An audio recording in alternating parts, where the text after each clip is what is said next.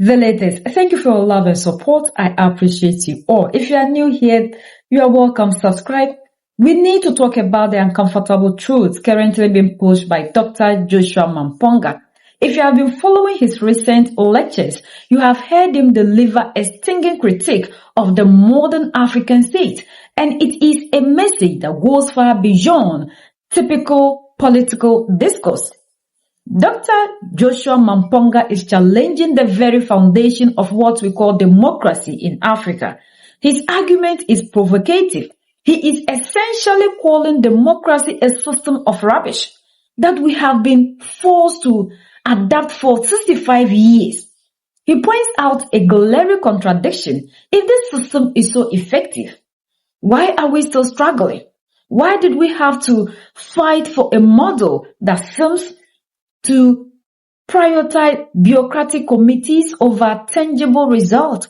What makes Maponga's analysis so dangerous to the status quo is his insistence on the 7 figures of decolonization. He isn't just complaining, he is providing a breakdown of where we are being governed, where we are being fed, and where we are learning and how we are trading. He argues that our governance, our agriculture, our education, and even our spirituality have been colonized.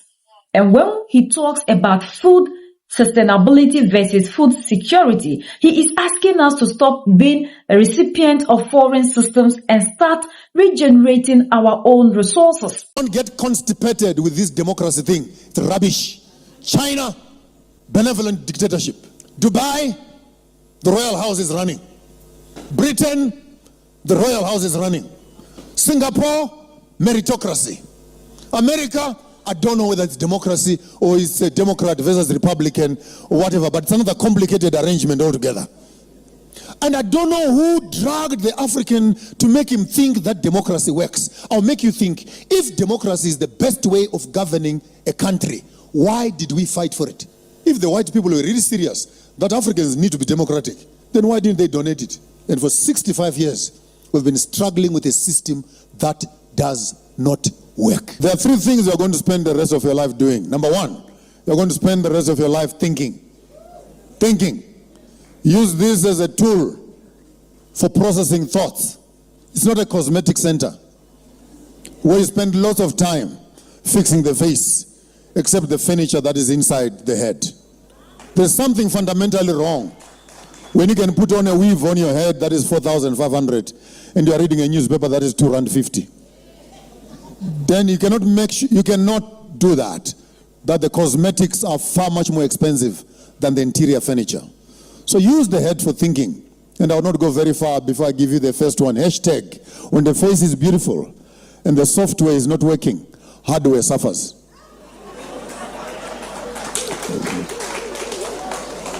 There is nothing as dangerous as when a country is beautiful, but people are not thinking. Their resources are always suffering. So we need the beauty of a country to be matched by the brains in that country. Then we will preserve our own resources as Africans. And I've said this is an African proverb. Of course, we're all, anyone who's below 18 years here? If you are here, you're here by default.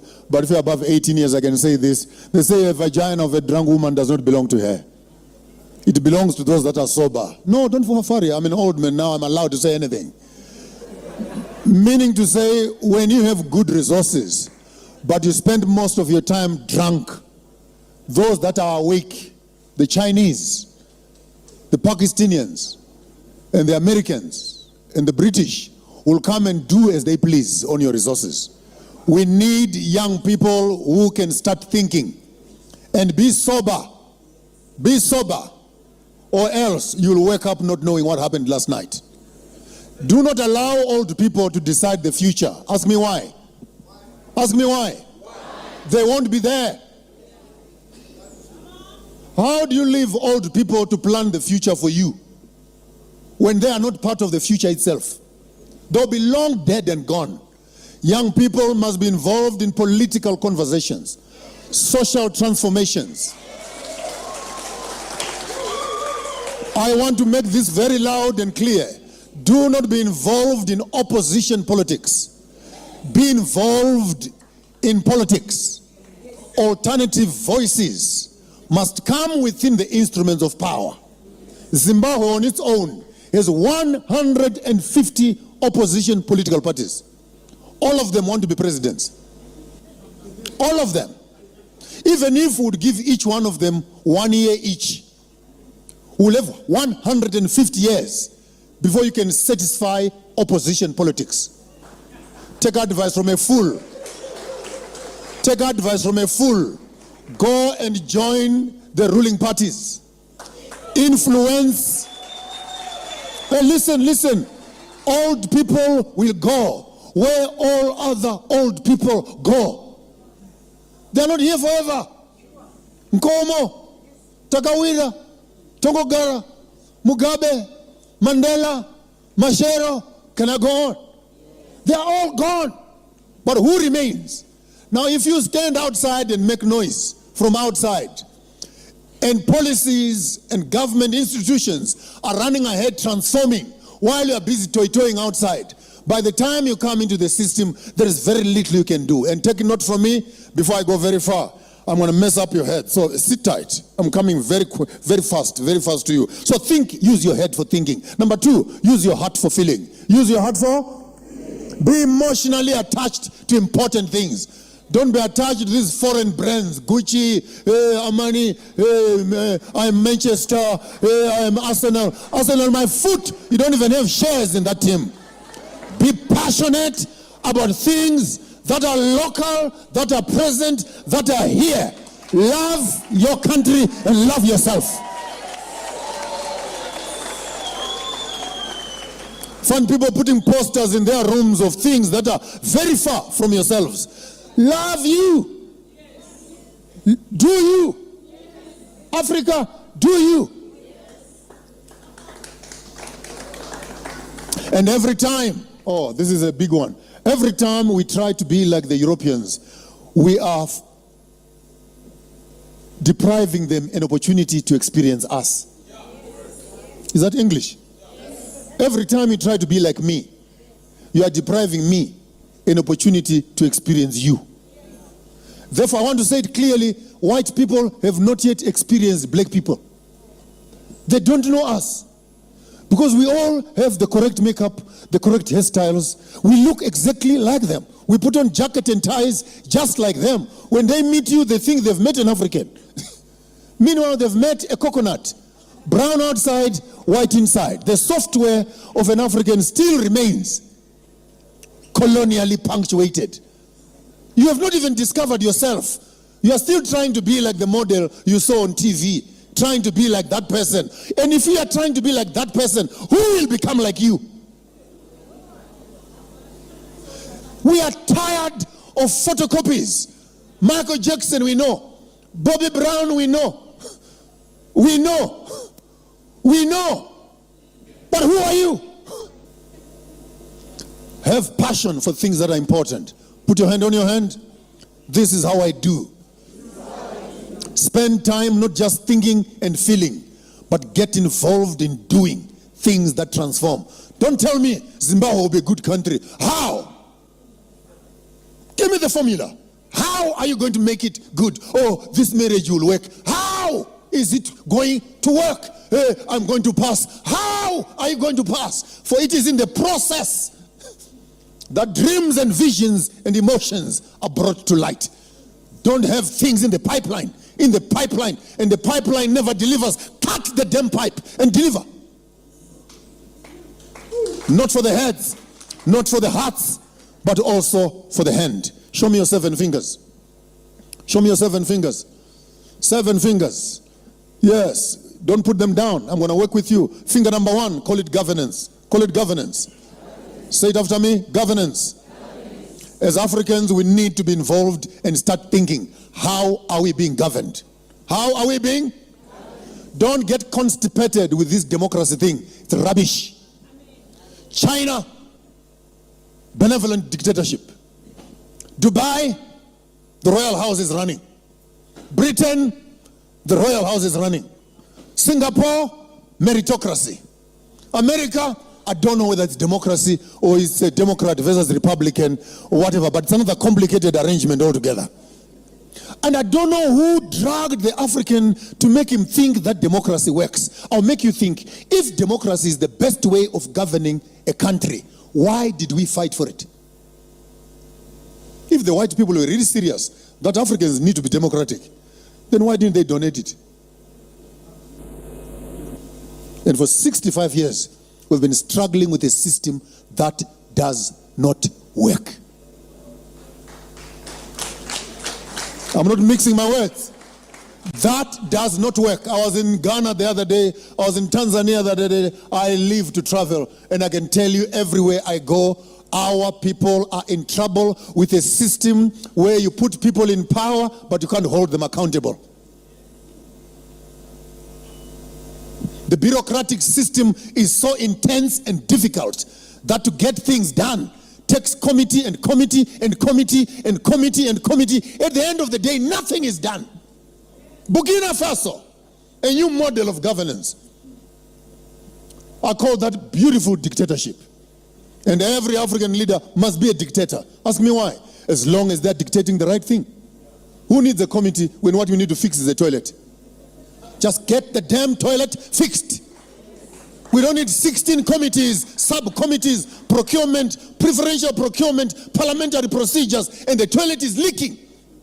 Just get things done. And Africa is stuck with a democratic system that cannot deliver what it wants. I want to declare on this conference that we want to make sure that all our leaders are given power to do. Power to do. Governance. Number 2, agriculture. Say after me. One more time. Not agriculture. Agree with our culture. It's not just about food. It is the culture of food. How it is planted, how it is harvested, how it is preserved, how it is prepared, how it is eaten, and how it is. This is a culture of food. McDonald's, KFC, that's not food. There's no culture in that food.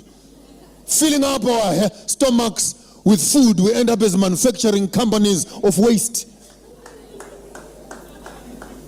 Obesity, high blood pressure, name the diseases that go with poor eating.